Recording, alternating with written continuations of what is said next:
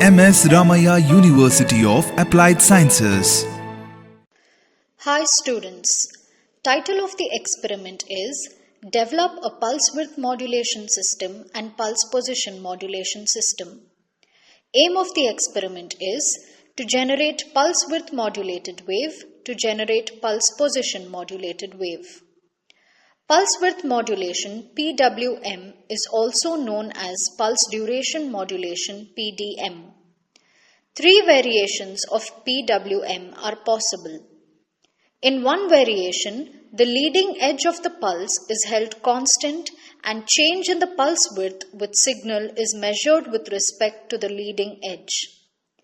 In other variable, the tail edge is held in constant and with respect to it, the pulse width is measured. In the third variation, the center of the pulse is held constant and pulse width changes on either side of the center of the pulse. The PWM has the disadvantage when compared to PPM that its pulses are of varying width and therefore of varying power, which implies transmitter must be powerful enough to handle large widths. PPM. In this type of modulation, the amplifier and width of the pulses is kept constant, while the position of each pulse with reference to the position of a reference pulse is changed according to the instantaneous sampled value of the modulating signal. Pulse position modulation is observed from pulse width modulation. Any pulse has a leading edge and trailing edge. In this system, the leading edge is held in fixed position while the trailing edge varies towards or away from the leading edge in accordance to the instantaneous value of sampled signal. The circuit diagram for pulse width and pulse position modulator is shown here. The apparatus required for this experiment are IC 741, IC 555, diode IN4007, resistors 10 kilo ohm, capacitor 10 nanofarads, CRO function generator. Regulated power supply. Procedure. Make the connections as shown in the circuit diagram and provide VCC between 8 volts to 12 volts. Set the carrier amplitude to around 4 volts peak to peak and frequency 4 kHz. Use the signal amplitude to around 2 volts peak to peak and frequency around 1 kHz. Observe the output signal at pin number 3 of the 555 timer and also observe the variation in pulse widths and pulse positions by varying the modulating signal amplitude. Draw the PWM and PPM waveforms and compare with model graphs. The model waveforms are shown here, which can be observed to be similar to those obtained in the experiment. Hi students, the name of the experiment is Develop a Pulse Width Modulation System and Pulse Position Modulation System. In this experiment, we are going to demonstrate a pulse width modulator and then continue it to develop a pulse position modulator. The apparatus required in this experiment are function generator. This is function generator. It has two channels. The display can show at a time either this channel or this channel. It can generate sine wave, square wave and so many other waveforms. This is the switch on switch off button and the display values can be entered using this keypad. This knob can be used to turn wherever the numbers are needed. Channel 1 output is from here, channel 2 output is from here. DC power supply. This is the DC power supply. This button is to switch on and switch off. This control, this is positive, this is negative. This is voltage control, this is current control. Current control should be always in the maximum. Voltage controls can be used to adjust the supply voltage. Positive is given from here, negative is given from here. This particular power supply has two such power supplies in it. This is first one and this is the second power supply. In this experiment, we will use both the sources for the experiment. CRO. In this CRO, we have two channels. These controls are for channel 1 these controls are for channel 2. Channel 1 we have to provide input through this. Channel 2 input should be provided through this. These two are used for position control, and even this one can be used for position control. This is time scale. These are voltage scales. This is the on and off button for the CRO. Connecting probes. These are the probes used to connect function generator. These are the probes used to connect CRO. Connecting wires. These are the connecting wires. Based on the circuit diagram, we use these wires. ICs. These are the ICs used in this experiment.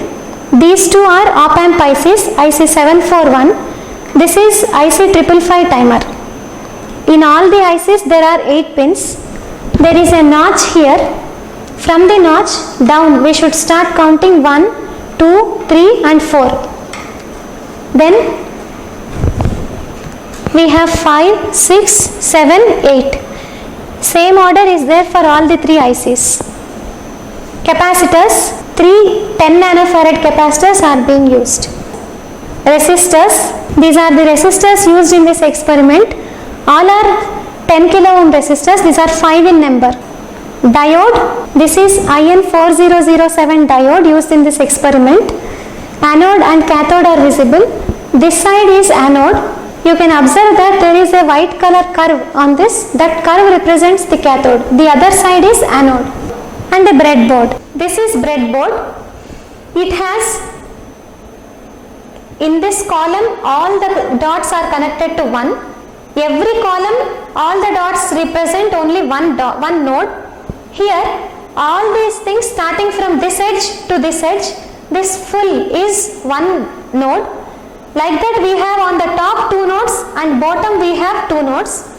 Other than these 4 common nodes, we have every 5 dots representing one node. Now we will start doing the connections of the experiment based on the circuit diagram. Now let us start connecting the circuit. First take a breadboard. On the breadboard take IC741. Make sure the notch is to your left side and connect it such that 4 pins are on the bottom half, 4 are on the above half. So pin 1 till 4, 5 till 8. Take another IC741, connect nearer to this IC. Again make sure notch is to your left side. This is pin 1 till 4, 5 till 8. Now we will give power supply connections. So IC741s work on positive and negative power supplies. So we should give to pin 7. So pin number 7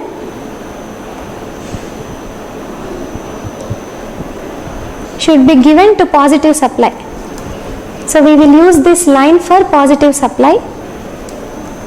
Pin number 7 of first IC has gone to positive supply. Take another connecting wire. Do the same. Give pin number 7 of second IC to power supply.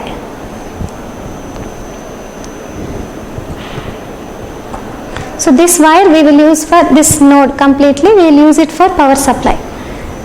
Now take 2 connecting wires again. We will give the negative supply connections. Pin number 4 of first IC. Next pin number 4 of second IC. Both should be given negative supply connection.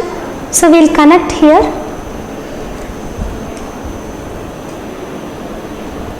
So this is negative supply connection. So this also we will connect here. So you can see both pin number 4s of both the IC are given to this node. This node we will give to minus supply, negative supply. Next take 10 kilo ohm resistor. Connect from a nearby node and give this to pin 2 of first IC. Take one more 10 kilo ohm resistor, put it in a nearby node again. So nearby node, give it again to pin number 2.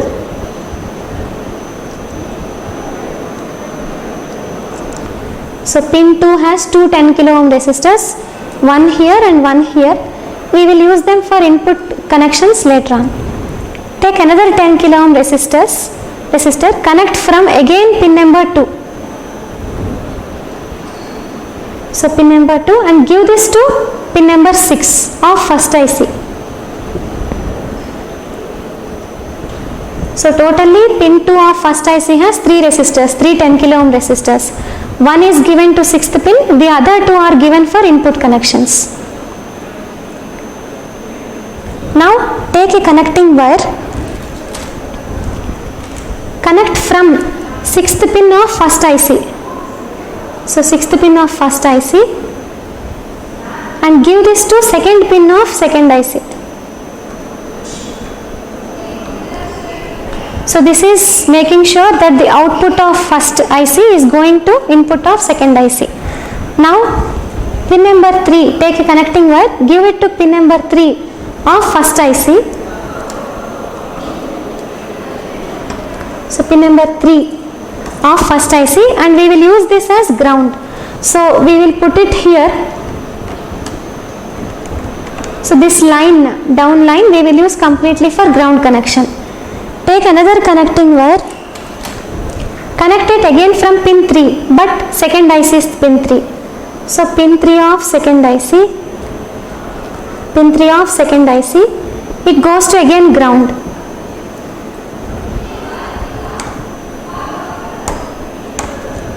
So both pin 3 of first IC and pin 3 of 2nd IC, both are going to ground.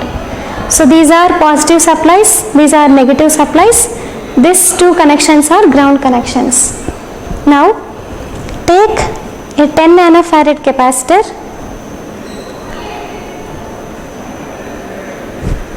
put it in a nearby nodes after the 2nd IC. So see, you put it like this.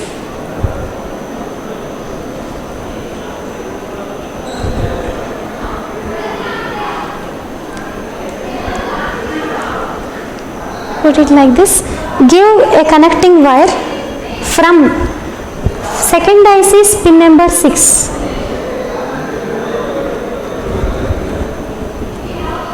Pin number 6 of 2nd IC and give to one edge of this capacitor. So output is from 6th pin of 2nd IC. This output we are connecting to a capacitor. And capacitor other edge, leave it as such. Later we will connect the next IC. Now take IC 555. Again make sure notch is to your left side.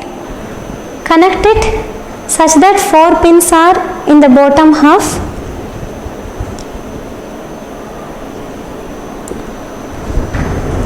And 4 pins are on the top half. So you can see pin 1, 2, 3, 4, then 5, 6, 7 and 8. Notch is to your left side. Now IC 555 timer, it works on positive supply.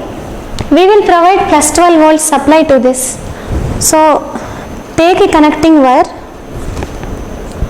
connect from pin number 8 and give this to positive supply.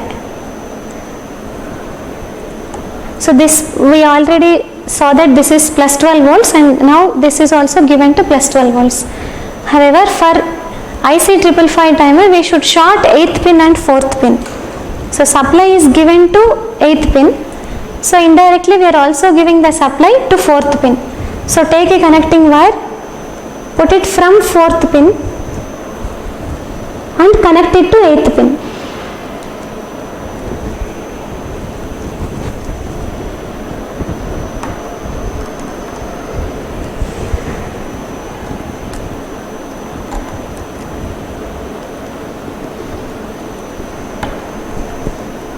So pin number 4 and 8 are shorted and 8 is given to power supply. Next, we already connected one capacitor here. From the capacitor's other edge, which is unconnected, we should provide input to this 555 timer.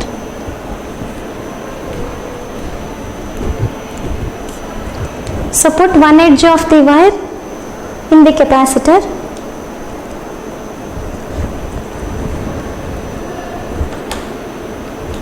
And the other edge give to pin number 2 of this IC. So pin number 2.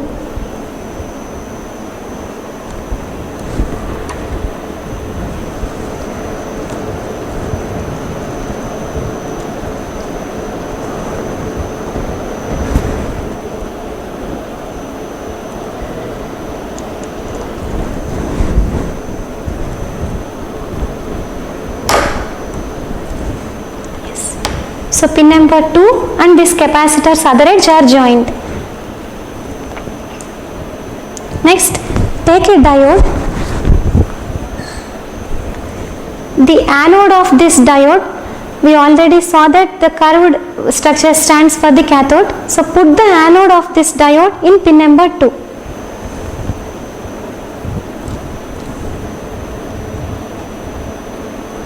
And connect the cathode of this diode in the power supply line.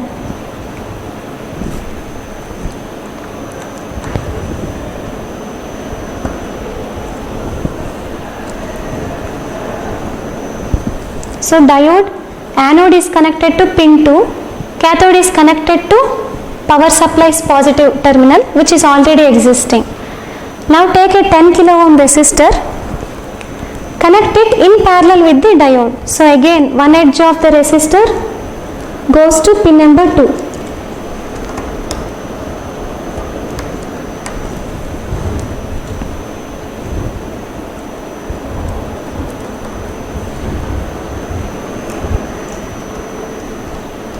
So one edge of the resistor in pin number 2, the other edge put it in the supply, positive supply.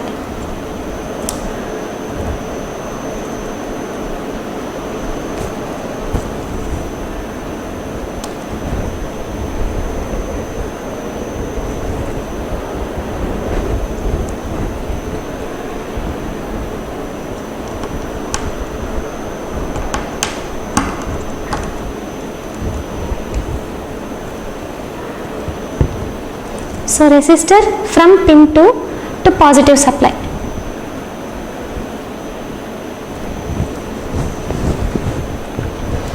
Now take another connecting wire and connect pin number 1 to ground. Pin number 1 to ground. So ground we already kept at the line, down line, so this is ground. Pin number 1 goes to ground.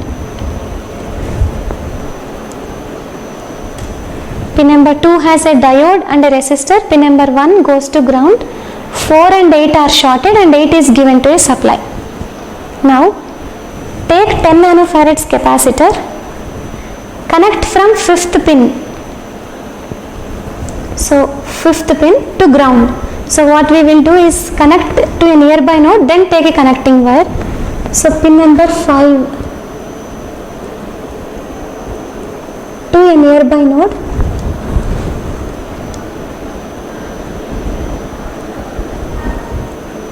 So capacitor, pin number 5 and a nearby node, take a connecting wire and connect from this capacitor to ground. So now capacitor from pin 5, it is indirectly going to ground through this connecting wire. Next 7 and 6 should be shorted. So take another connecting wire, 7 and 6, so next to this capacitor 6th pin and 7th pin should be shorted.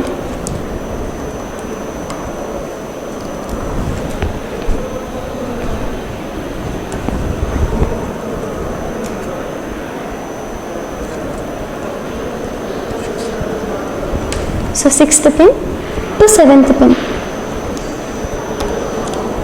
So this is the short between 6th pin and 7th pin of 555 timer. Now take another 10 kilo ohm resistor. Whatever short we made, from that it has to go to the supply. So choose pin 7. So resistor's one edge is going to pin 7 and put it in the supply. So pin number 7 goes to the supply. Pin number 7 and this resistor is between pin 7 and supply.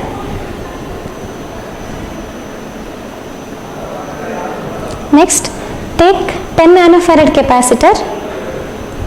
We have already shorted pin 7 and 6. So this is the short between pin 7 and 6. Now this capacitor should go from 6th pin to ground. So what we will do is, already one wire is there for this capacitor which is going to ground. So one edge of this capacitor we will put in that capacitor's edge.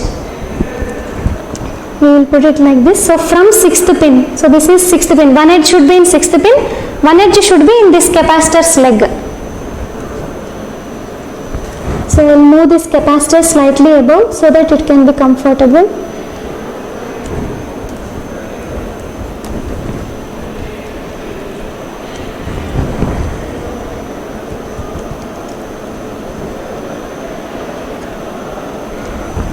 So now you can see one leg of this previous capacitor, it was already kept in pin 5 and it was going to ground through this. So virtually now this is our ground.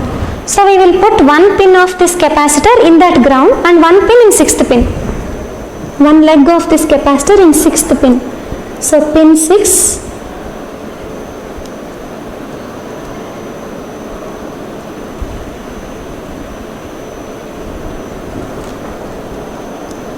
Pin 6 and ground.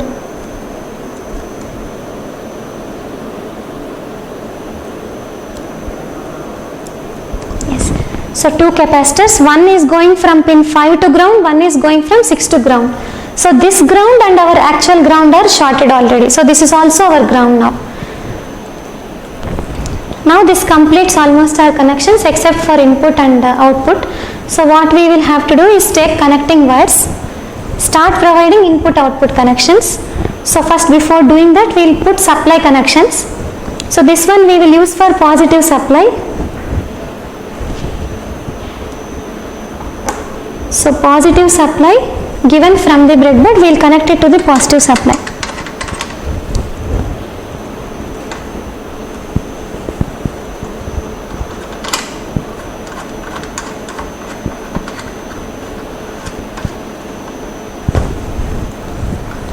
Take a negative supply connection, one more wire.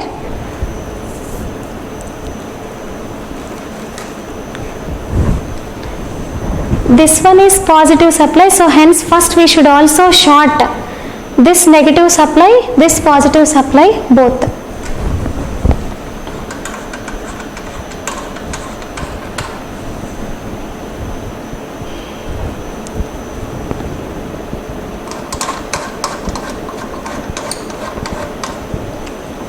And when we short both of them, the wire also should go to ground. So what we will do is both these things we will give to ground. So this is going to ground. So ground. Take one more connecting wire.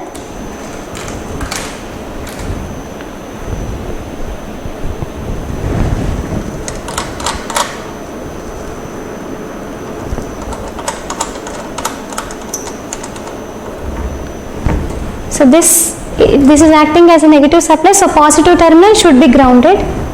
So this is the ground connection. Next, take one more connecting wire.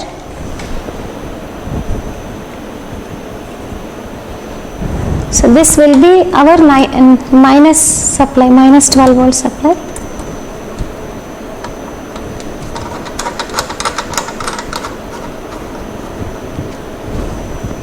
So negative supply goes to, our negative supply is already kept here, so we will put it here. So positive supply, it's going on the top. These two, this one and this one are grounded.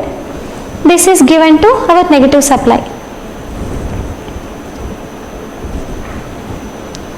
Now supply is done, so we will start giving input connections. So to pin 2 of first IC741, we were having two 10 kilo ohm resistors. One is for message input, one is for carrier. So leave two wires, one from this 10k resistor, the other from the other 10k resistor. We will use them for message and carrier signals. We will connect it again. For both these inputs to be given, we need a common ground. So we will put the ground wire as this. So this is our ground wire. Next, this is for input. So these are the two inputs and this is the common ground. Now we will connect the output connections. We have to check the output at 2 points, one for PWM, one for PPM. Pulse width modulation output is 1, pulse position output modulation is 1. So we have two nodes to be checked. So what we will do is, second IC has a 6th pin and this 6th pin is connected to the capacitor already. So we will leave a wire there for future usage. So this wire we can tap it just to check PWM output. When we are checking for PWM output, we will remove the capacitor here. We will just remove the leg so that this system won't load this system. Now take another connecting wire and connect it from pin 3 of 555 timer. See, this is pin 1, 2 and 3.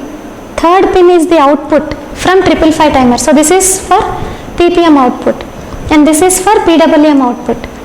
And we will connect a ground so that we can connect our CRO. So we will leave this ground wire.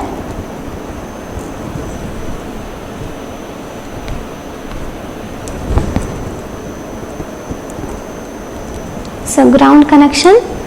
These are our output connections, PWM, PPM. These are our message and carrier inputs. This is our ground signal. So now we will start giving the inputs. Now take connecting probes. We will give input. So from channel 1, we will connect this for message.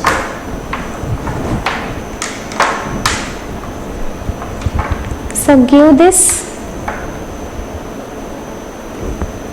as a message signal. So this will be our message signal.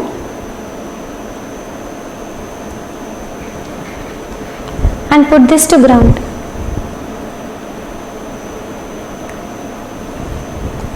Next, take another function generators probe.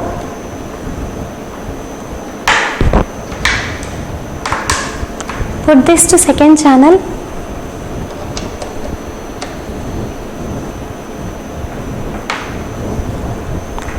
And the other edge, we will use this for carrier signal. So this will be our carrier input. Carrier signal is from channel 2.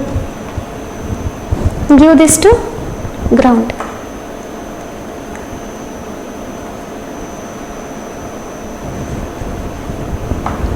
So we have carrier input on the top, message input on the bottom. Carrier input is from channel 2, message input is from channel 1. Now take CRO probes.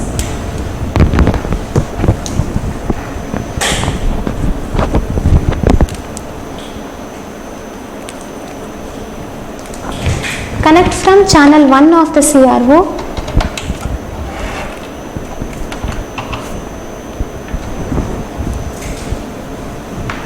And give this for checking message signal first. So what we will do is, we already gave message signal here. So this message signal where we give, we will tap it and we will put it the other one to ground.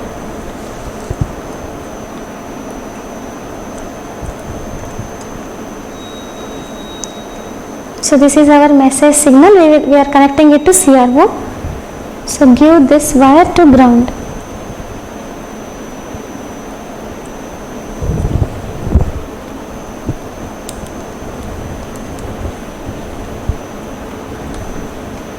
Take another CRO probe.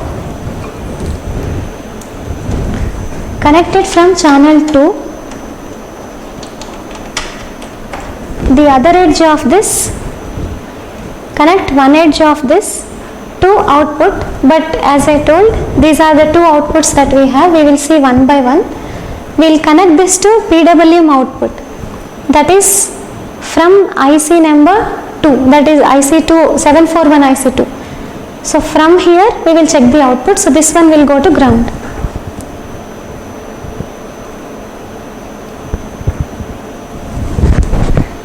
So this, after checking this output, we will put the same CRO probe to here so that we can check ppm output. This completes the connections. Now we will start giving the input. We will set the input from the function generator, check the output in the CRO. So first switch on the function generator. So first go to channel 1. So this is in channel 1. Provide a sine wave. So sine. Frequency, provide it either as 1 kilohertz or you can give 500 hertz. We will give here 1 kilohertz. Set the amplitude as 1 volt peak to peak. Now go to channel 2. Set a ramp wave. Frequency, set it as 4 kilohertz. So already it is 4 kilohertz. Then amplitude, we will set it to 4 volts. So 4 volts peak to peak. So 4 volts peak to peak, 4 kilohertz ramp wave. This is the message, this is the carrier. And channel 1 has the message signal, that is a sine wave, 1 kilohertz, 1 volt peak to peak. Now we will press this button so that input and carrier are available to our circuit. Now switch on the CRO.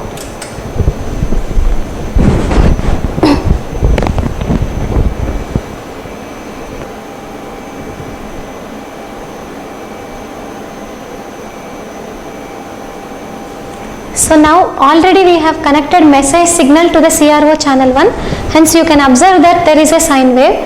Now we will put the probe in carrier. So this is the message.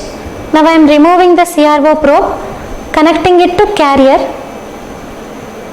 Now we will see the CRO. You can press auto set. You can see that there is a ramp signal. So we know that message and carrier both are available. So now I will switch this probe back to message.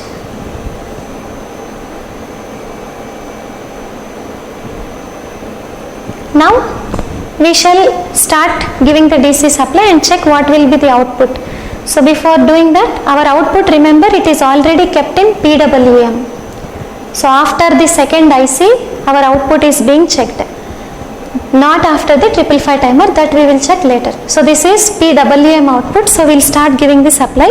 So put all the voltage and current knobs properly. So voltage knobs are in the minimum, current knobs are in the maximum. Switch on. Start increasing the voltage. Go till 8 volts. You can give up to 12 volts, but we will restrict it to 8 now.